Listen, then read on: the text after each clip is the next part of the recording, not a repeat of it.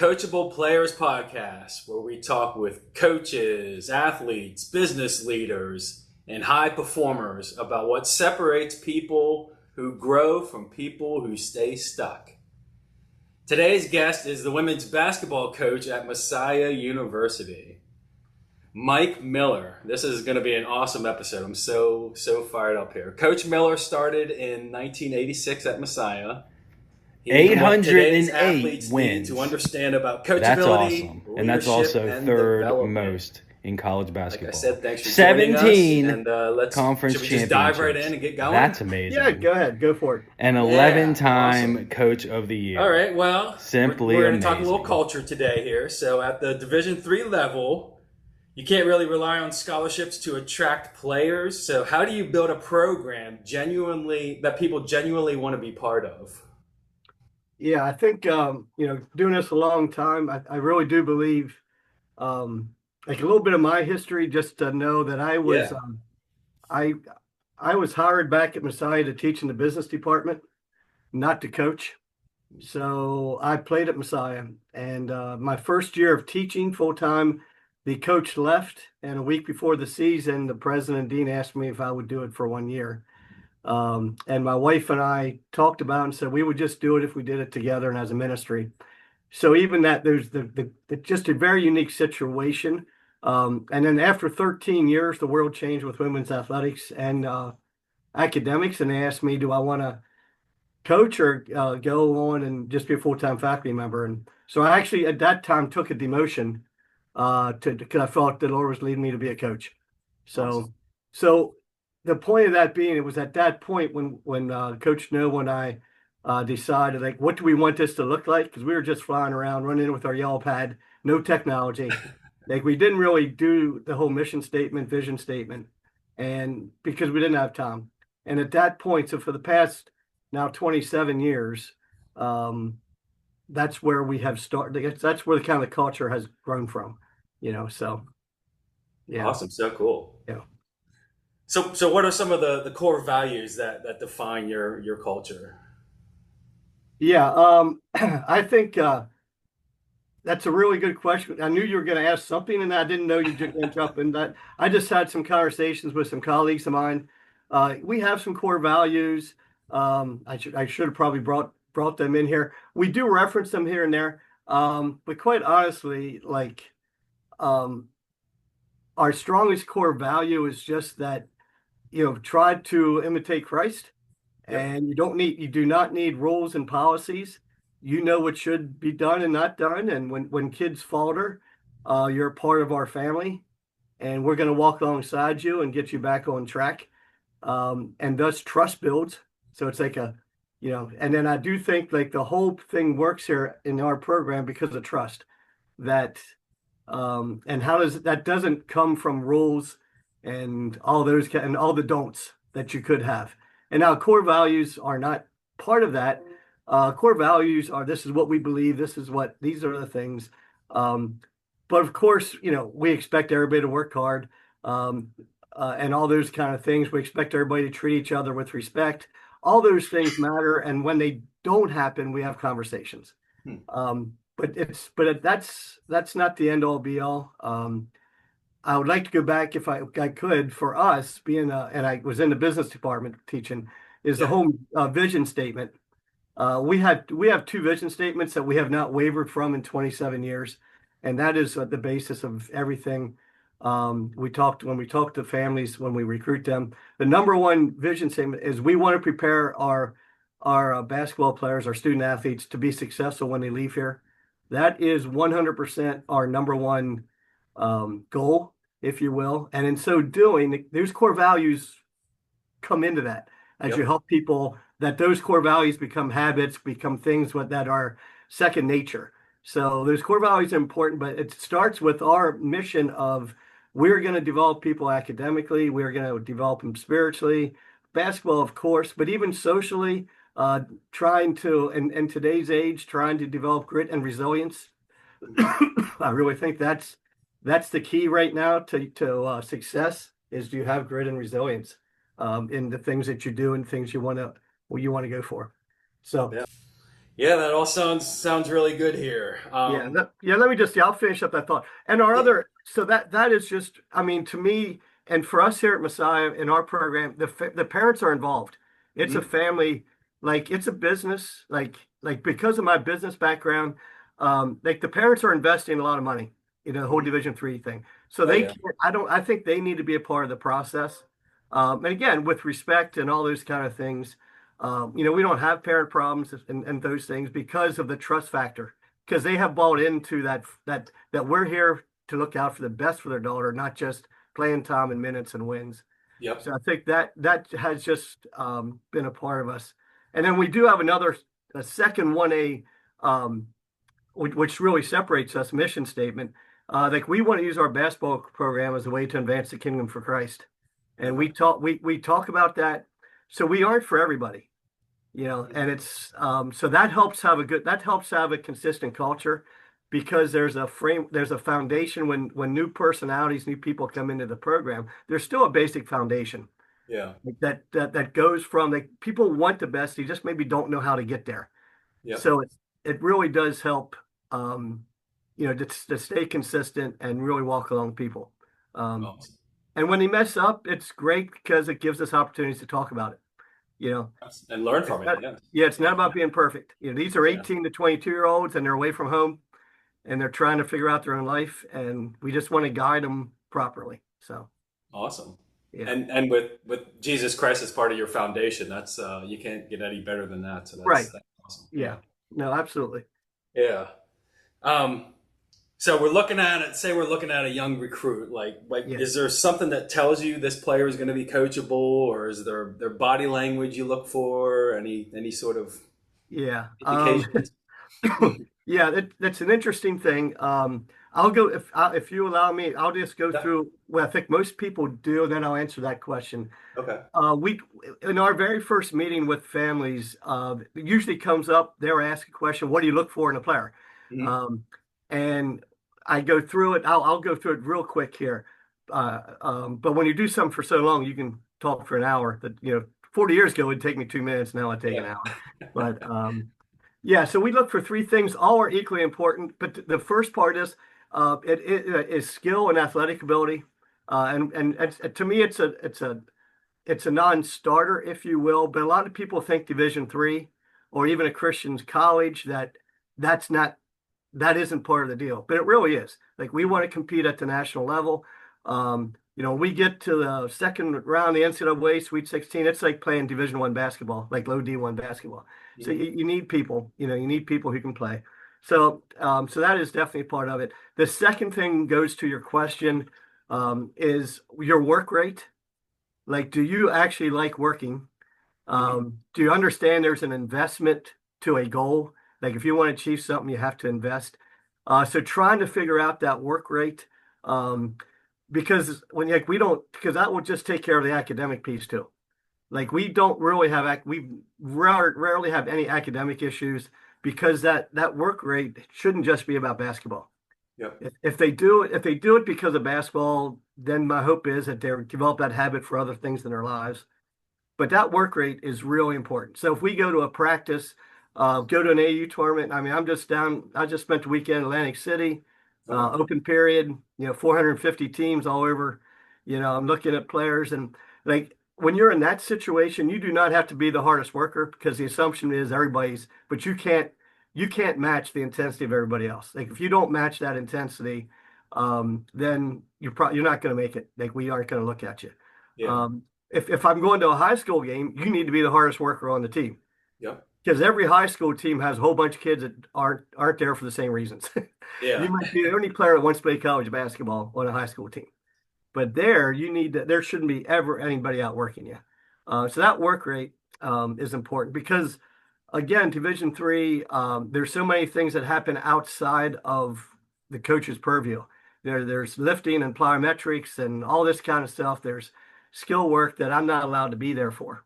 Okay. So yeah, so um, I want to protect our current players because they've all come from high schools where they were the hardest working and it got really annoying because they cared more than everybody else. So Mhm. I don't want them to do high school all over again. They got, and then the days that they don't feel this gets, like they just don't feel like doing it, to Mhm. have a couple teammates pull them along and say, come on, let's go, as opposed to a bunch of teammates saying, you're right, let's not do that today. So Yeah. it all kind of works together. And then the third thing is personality. Um, I hit this all pretty hard, but the eye test for the first one. Um, but for work rate and personality, we really want positive people. Um, when you're in high school, if you don't like somebody, and they could be perfectly fine person, but your personalities just don't match.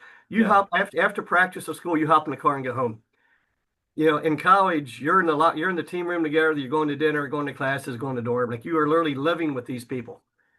And if you are a negative person, it literally sucks the life out of people. Yeah. And you know that Yep. and yeah, it just sucks. And it just, my job is to protect the players that are already in the program, as opposed to that recruit is less important than the people already in. So try and protect them with that work rate and personality. Full disclosure, I say this to every single family. If you were born in this country and you are talented enough to play college basketball, the folks can figure out how to pay for it, and you are intelligent enough to go to college, every day can't be a bad day. Yep. Like you Exactly. got to realize at some point you need to be grateful. Yep. And Exactly. we really, really hit that. And that can and these this kind of intensity talks could scare some people away, and that's okay because we're not for everybody. Yep. And there's a second part to this third one, and that is, do you want to grow in your faith? Hmm. You don't. There's no litmus test, how many Bible verses or what songs you know from youth group or anything like that. Yeah. But just like, or do you want to grow in your faith? And it's okay to be a little uncomfortable. That's growth. But if it's a lot uncomfortable, that's just not healthy mental health wise. And Yeah, it just you don't need to be here, and that's okay. Yeah. Um, so that creating that culture and things. So what going back, so we look for that from a standpoint of the recruiting process. Then to answer your question, what we try to find out, this coachability piece is huge. Yeah. Um, and I'll be honest with you, we hope we kind of ferret that out in the other things, but you don't really know. Everybody's on their best behavior on an interview. Yep. Exactly. And including the parents, because we tend to have parents that they want their kids to maybe play here. So they're on their best behavior too, and you just don't really know about that coachability piece. And there have been in the very recent past, um, we've had players that just don't understand why they have to change. Hmm. Well, that's Yeah. a coachability issue, right? That is I've always Yep. done it this way, or my dad tells me to do it this way, or like that goes right into your question of coachability. Yep. Yeah. Absolutely. Yeah. Um, and there's a lot of ways to play the game of basketball. We choose it to do it this way. The other ways aren't any worse, aren't any better. But this is how we choose to do it. This is where my giftings are, and this is how we're gonna do things and play. But we have had people that um, they really kind of buck that, and it's hard for a year or two, you know. Yeah. So it's It's just they're done about it. But we do try to figure that out by just eyeballing people when they're in the office, see are they making eye contact with me when I talk, and when they do, I affirm them. I said, "This is really great. I'm watching you. Just look at me in the eye." If they're doing that, I really feel they're going to be coachable. Yep. If they're not, if their heads are down or they're letting their parents talk too much, you really don't know what you're getting, and that coachability piece could be part of it. So yeah, but Well stated. yeah, Agree. yeah. So yeah, Yeah. so and I do think the other piece of the coachability piece is goes back to trust. Hmm. You're going to ask people to do things that everybody wants to do what they're good at. Yep. Having them do things that they aren't good at, and then they fail and they want playing time, they don't want to be embarrassed. You get into There's a lot of good reasons why not to be all in at times, but we need to overcome those with trust. You Yep. know and just know that I'm looking out for their best interest, not just the teams, but the Yeah. individual. Yeah. So Awesome. yeah, I like the piece you said about protecting the culture that you have and protecting the players that you have yeah, when you yeah, bring new recruits yes, in, which could lead to not bringing in the most talented or passing on talent. I guess it could lead to that. Is that a difficult decision when you see not a good culture fit, but someone's talented and It used to be. yeah, I've grown up. nice, nice, good answer. Yeah. When you do something for 40 years and you have Yeah, the age I am, you look back and like, why did I stress over those things? yeah, Like the college isn't asking me to win anymore. Like yeah, that's just all internal. Like whoever's on my roster, we're going to value and we're going to have a great experience and they're going to leave here with lifelong friends. Does it really matter whether or not we win 23 games or 18 games? yep, Like, but I was young and foolish. So I did not, when we got to the place after the first 13 years, we did not recruit people that we thought were not going to like. So we look at those three things. If they're mhm, 2 out of 3 or three, well, let's have a conversation. 3 out of 3, absolutely. 0 or 1, go play somewhere else. yeah, yeah, But 25 years ago, it was hard to let them go.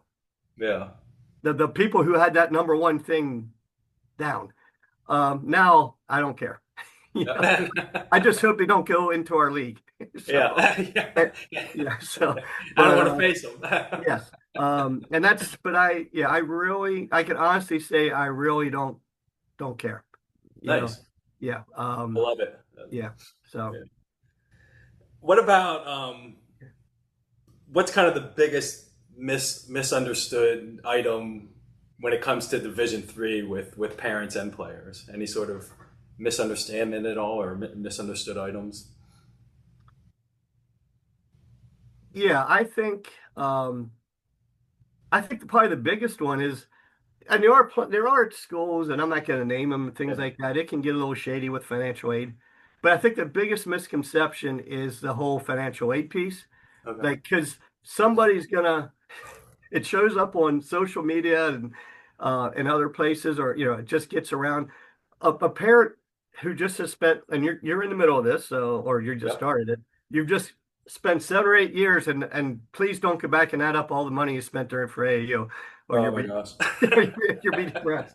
Um, Yeah. but they think like if they want to the parents want to justify all that time and money.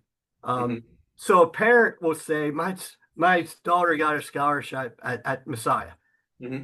just to their neighbors, to their families, and it was an academic scholarship. It had nothing to do with basketball, but they don't say it was an academic scholarship. Yep. Yeah. So it sounds like it was all worthwhile. Well, that stuff is just out there all over the place that people are doing. And there's some schools that are quite frankly cheating and other schools that are in trouble. If a school is in trouble, they give out great financial aid packages. Because they're doing that for every student. Yep. Yeah. And it's fair, it's legal, it's fair, but some of the best programs that have those one-off years are programs that were almost going out of business, so everybody's getting in pretty Yeah. cheap. Yeah. Yeah. So that financial piece, like most schools really are not. There's no cheating going on. There's not this pool of money that if they Yeah. want to, that Yeah. it's going to magically appear. So that is definitely a misconception. Yeah. And I do think the other piece is how hard it is to play college basketball. Yeah. You're coming out of high school, you either have, some people are three-sport athletes, they just go from sport to sport. To actually be dedicated to a sport, it is on the women's basketball, on the women's sports side, it is the hardest sport to play in college. Like they start when they get on campus because our culture is good. Yeah. They have goals, they want to win a national championship, they want to make deep runs. That's that's wonderful, but they own those goals and they know they have to go back to our core values. If they know they have to work for it, Yeah. and they want to work for it, so they're doing all these things the moment they step on campus, and that's so they're doing lifting 3 times a week, plyometrics a couple times a week, playing some pickup, doing skill work. Some of those workouts are 6 or 6:30 in the morning that they're doing. Like they actually are choosing the times to go early, not me.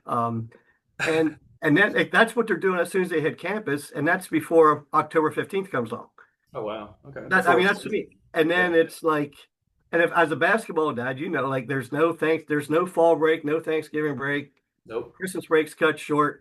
If we make it to NCAA's and we do that a lot, that takes care of spring break. So you come back after spring break and you have like 6 weeks to be a college student. Nice. So Yeah. it is like, so it works. How we've evolved into this without a whole set of rules.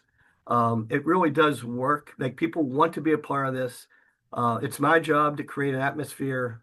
Well, I mean, I'll finish the statement. It's my job Yeah. to create an atmosphere that they want to be in the gym. Nice. I Like like it. that's my management leadership stuff comes out. Like I need to make it fun's a difficult. I don't like the word fun, but I Yeah. need to make it enjoyable. I need to make it Valuable. Yep. valuable. It's worth their time. I'm not wasting their time. And like so when they have a long day of classes or a bad test grade or just got off tough conversation with a roommate or something like that, they're look forward to going to practice. It's not at the end of the day and I have to go to practice. Yep. That is a very, very intangible, but if you will, tangible thing that I really, really work hard out. Back in my business days, I used to do the continuing education for adults. Okay. I mean, whether you're a Christian or not, I think your role as an adult and as a manager is to create an atmosphere when Monday morning comes around, they're okay to go to work. Or Sunday night, they're not stressed because they have to go to work. Yeah. Like that is a legacy and a gift that you can give to your employees, and I want to give that to my players. You Nice. know, so it all kind of, I you see it all fits. They're going to work hard, because they will, because that's the recruiting process, the culture, so that the trust goes in there.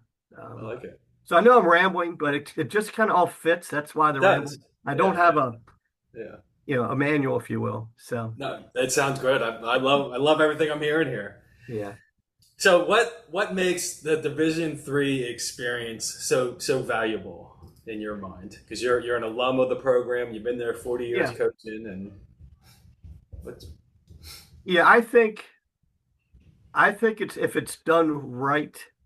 I think um, that's a good question. I think probably the biggest thing is that if it's done well, they can have a full college experience academically, doing missions trips, doing class, do whatever they do with their major. They can finish their major in 7 semesters or 8 semesters. They can do all the things. They're going to develop lifelong friends that are going to be a hmm deeper thing. My wife just showed me an Instagram a couple of days ago, and I'm trying to think exactly how it goes. But the Instagram said, "Thank you, coach, for picking out the best bridesmaids a girl could ever have," or something like that. Yeah, it's that's like, cool. yeah. So just stuff. But having that depth of college experience is an absolute legacy, and to know you played a high level of basketball too. We're pretty good. There's some gravitas to our program, with how we do things, what we do, the funding that comes our way through fundraising and camps, and like we do some really really nice things. So in some respects, I think our basketball program is one of the best places to play in the nation. The parents just have to write a check. Nice. Yeah. That's kind of, I don't mean that pridefully. I really do believe like that you can really have it all. Yeah. So yeah. So with that being said, I love transfers because they Awesome. know they actually what they know what's normal. Yeah, they can see Our kid, they can yeah, our compare the kids don't two. really know what's normal. Yeah. So Yeah. somebody happens to complain about something that transfer we're going to look at. Like, are you kidding me? These things that this A, B, and C just happened to me last week or last month at my other school. Yeah. It's like you have no idea how good you have it, that kind of thing. Just so and we just had a transfer from Division one of the PSAC schools that just finished her career. She came in after 3 semesters, and it was great having her the last 5 semesters because she got to do things she never would have gotten to do if she would have stayed, where she was, including right now she's on a mission trip to Thailand. Awesome. That's so cool. That she would never got to do. So Yeah. yeah, but Very cool. So a lot of your players, were the stars, the big yeah, players in yeah. high school, and then they get to the college level. How do you keep them motivated if their minute levels aren't the same, if their input isn't the same as what it was previously? Okay. Well, I'll answer that question, and then I Yeah. want to, in case you have parents listening to this, I want to address the concept for as well. Yeah. The question it's a simple answer. Everything that I've talked about up to this point, like that is why we do it. If it's about minutes, then you probably shouldn't be here. Yep. Like we're looking for players and parents who want something bigger than themselves. We're creating this experience. Everything is wonderful. From like we had just so you know, the numbers. We had, I think we ended up with 87 practices, 2 scrimmages, and 29 games in a 30-week, Yeah, that's a lot. plus hotel, plus plane trips, hotel things, team devos, team functions, all that on top of that, recruiting nights, so it's like creating that environment. Like I pretty much like if somebody like, are you kidding me that you're worried about whether or not you're playing 20 minutes or 25 or 15 or 20? I don't say that to them, but I try to walk them through everything. Yeah. Like their feelings are real, disappointment's real, but there has to be that kind of reminder why you signed up for this, and nothing is ever stated that I definitely believe in, excuse me, coughing here. I definitely believe in under promising. Yeah. And doing that and over, I don't ever talk about, oh, you're gonna start as a freshman, you're gonna do anything like that. There's none of that ever said. Yeah. So because there should be some self-determination. Goal setting. You can watch your games, whether or not you fit, whether or not you're good enough. Yep. So there should be some research on that end too. So that gets into having some problems. But let's go, if I can. That is a humongous issue for young freshmen, or for freshmen as young players, when they come in as their team star. Oh yeah. And they literally fail all the pickups. They're getting blown by. They don't, like, you have these shooters never even get a shot off. Yeah. Even in pickup, we have like defenses are, Danny. So like even in pickup, the returners just don't want people getting open shots. Yeah. And invariably after the first pickup, they're calling home to mom and dad because they want to know how it went. Yeah. And usually it's not good. And so how you handle failure. And I love the word failure. I don't, because I even talk to kids about it. Like failure just means you didn't get it done that time. Doesn't mean you're going to do it next time. Doesn't mean you are a failure. You just failed in that moment, and let's figure out how not to the next time. But that, like, overcoming that, and we have a current assistant coach who ended up being she played 5 years because of COVID, but her last 2 years she was an All-American. We only had 11 games her freshman year, but she only played like 18 minutes. Okay. And she was bad. Yeah. And 1,000-point scorer in high school, and it completely rocked her. Like, to all her confidence went, like, she looked like she couldn't guard anybody because she was thinking about everything. It completely, like, she was not good. Yeah. And she had this potential. So now, like, she talks about that at our camps. We have panels and stuff. She walked on along, like, getting through not feeling successful, and we're not, and that whole, because we all have that even as adults, we have that chatterbox saying you're not good enough, you can't do this. A young girl, new experience, there's in her head, it's like, I'm not good enough, what am I doing here? Maybe it's an attack by Satan, it could be whatever, but you have that chatterbox, and you need to have some people walking along and talking to them. I love it. But that always happens. Yep. That always happens. Yeah. So yeah. Here's one of my favorite topics. You ready for this one here? Sure.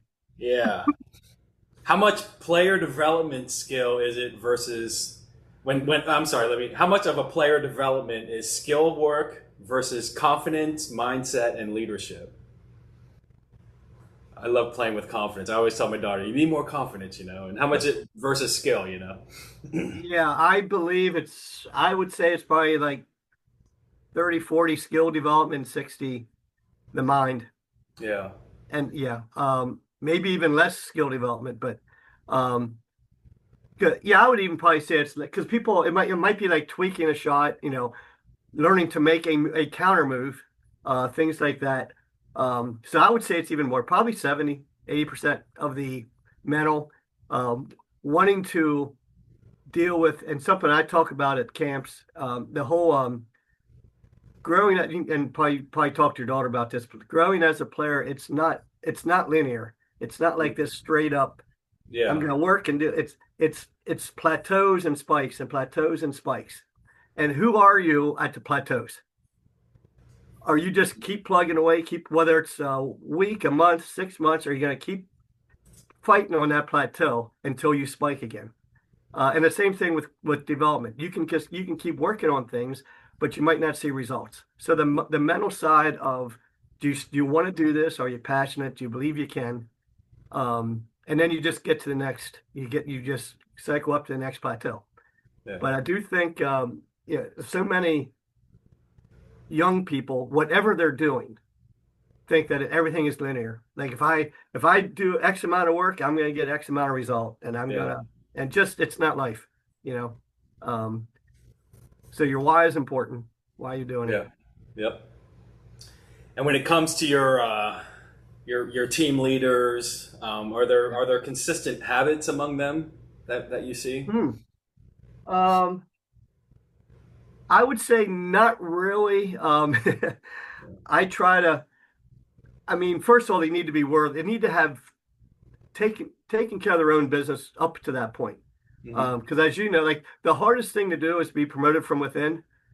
Because all of a sudden, every one of your old people you worked with, now you're their supervisor. They're going to remember every time you complain, every time you. All of a Yeah. sudden, their memories are great. So, can they, have they grown? Have they been pretty good through their 3 years or so? And the other thing is, do they go back and own it? Hmm. Do they go back to maybe the sophomore, junior class who remembered them as when they were younger, and go back and just talk about, hey, I was wrong here, do things like that, to help them, again, build trust. It's more about building trust than, than anything else, and keeping trust. But Yeah. I would say, um, I just try to use their skills, what their giftings are, and then try to move them where this goes back to our first mission statement. Yep. Like, you don't have it all together just because you're older. Some are just way beyond their 8 years, but that's very few. So the issue is working with them, keep developing them. They obviously are good people. They're good role models, but they maybe aren't the best leaders yet. And just kind of keep working through that. But it goes back to, like, to make them be successful when they leave here, position them to be successful. So keep working with them. Yep. So 40 years, that's Yeah, awesome. yeah, You've seen a lot, yes. developed a lot of leaders. What life lessons do athletes gain through college basketball that you've seen carry through in careers and adulthood?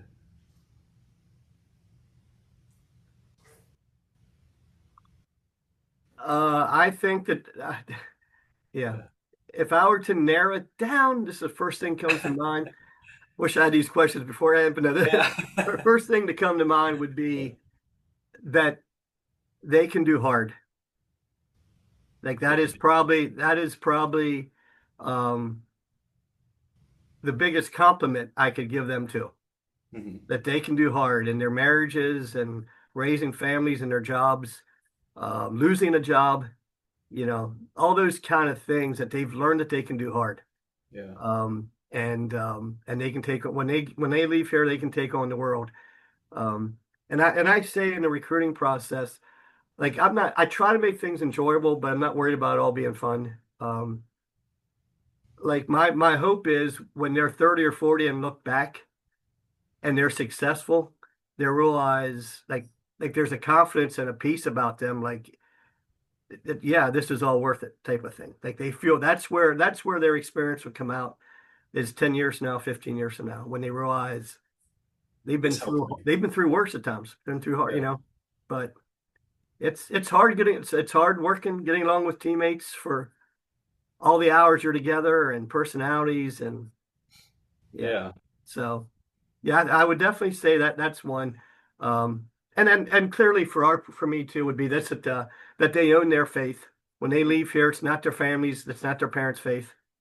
Um, that it's theirs. We're not trying to change it, but they walk out of here as an adult and making the right choices, that their parents would be proud of them. So awesome. Yeah. I love it. Yeah. And they got that nice foundation to work Yeah. off of for the rest of Yeah. their life. So Yeah. I love it. So, good stuff. Well, Coach, this was outstanding. I think parents, players, and other coaches will take something from this conversation. I great. really enjoyed it. I want to meet you in person sometime. And Yeah, that should be easy enough. So yeah, right down the road. Yeah. Yeah. Coach, this was outstanding. I think parents, players, and coaches will take something valuable from this conversation. Thanks again for joining us on the Coachable Players Podcast.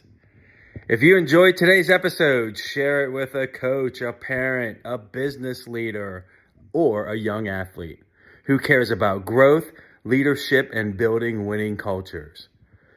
We'll see you next time on the Coachable Players. And until next time, stay humble, stay hungry, and stay coachable.